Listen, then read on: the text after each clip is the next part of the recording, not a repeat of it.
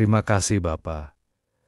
Kami bersyukur untuk pagi ini, kami boleh bangun dengan tubuh yang sehat, tanpa kekurangan suatu apapun semua, karena anugerah-Mu. Berkatilah setiap anak-anak-Mu yang pagi ini bangun dan mencari wajah-Mu. Biarlah hikmat-Mu dan hadirat-Mu turun atas kami semua. Dan firman-Mu mengubahkan langkah hidup kami. Kiranya kami semakin hari semakin dekat denganmu, agar iman kami bertumbuh di dalam Engkau. Dalam nama Tuhan Yesus, kami sambut firman-Mu. Haleluya. Amin. Shalom, Bapak Ibu yang terkasih. Selamat pagi.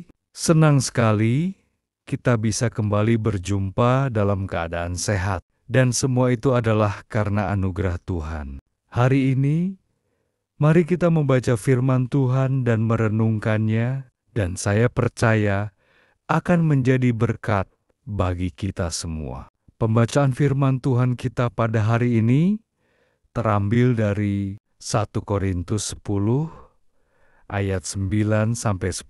Dan janganlah kita mencobai Tuhan seperti yang dilakukan oleh beberapa orang dari mereka, sehingga mereka mati dipagut ular. Dan janganlah bersungut-sungut, seperti yang dilakukan oleh beberapa orang dari mereka, sehingga mereka dibinasakan oleh malaikat maut. Ayat-ayat ini adalah peringatan dari kisah bangsa Israel, yang tertulis untuk menjadi pelajaran bagi kita yang hidup di zaman akhir. Salah satu dosa yang sangat serius yang dilakukan bangsa Israel adalah mencobai Tuhan. Mereka mempertanyakan, meragukan, dan bahkan menantang kuasa Tuhan. Ketika menghadapi kesulitan, mereka marah kepada Musa dan berkata, "Untuk apa kau bawa kami keluar dari Mesir? Bukankah lebih baik kami tetap di sana? Kalau memang Tuhan yang menyuruh kami, mana buktinya?" Sikap seperti ini mencerminkan keraguan dan ketidakpercayaan terhadap Tuhan. Mereka tidak melihat rencana besar Tuhan di balik kesulitan yang sedang mereka alami. Saudara, seringkali kita pun bersikap sama. Kita berkata, "Saya sudah ikut Tuhan, sudah berdoa, sudah melayani, tapi kenapa hidup saya seperti ini?" Atau, "Dulu, sebelum saya bertobat, hidup saya malah terasa lebih mudah." Hati-hati, karena semua sikap dan perkataan ini bisa termasuk dalam mencobai Tuhan. Firman Tuhan berkata bahwa mereka yang mencobai Tuhan tidak luput dari hukuman mereka, mati dipagut ular di padang gurun. Bahkan ketika Yesus dicobai oleh iblis, Ia menjawab, "Jangan mencobai Tuhan Allahmu."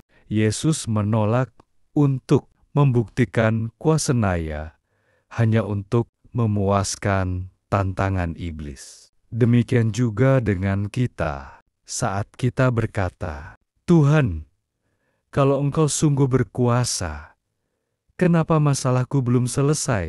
Itu adalah bentuk pencobaan terhadap Tuhan. Saudara, daripada kita mencobai Tuhan, lebih baik kita berserah penuh kepadanya.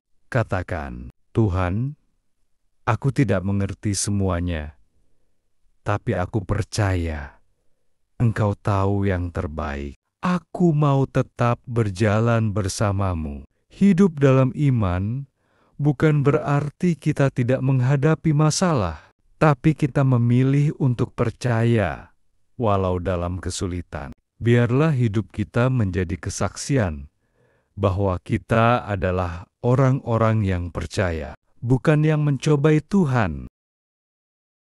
Mari kita bersama-sama berdoa. Tuhan, kami tidak meragukan kuasa-Mu. Kami tidak mau menjadi orang yang mencobai Engkau, seperti bangsa Israel yang akhirnya dibinasakan karena ketidakpercayaan mereka. Ajarlah kami ya Tuhan, untuk tidak bertanya dan tidak memprotes kehendak-Mu. Ajarlah kami untuk percaya, berserah, dan belajar tetap percaya. Bahkan di tengah keadaan yang sulit, mungkin rumah tangga kami belum dipulihkan, ekonomi dan keuangan kami masih dalam kekurangan.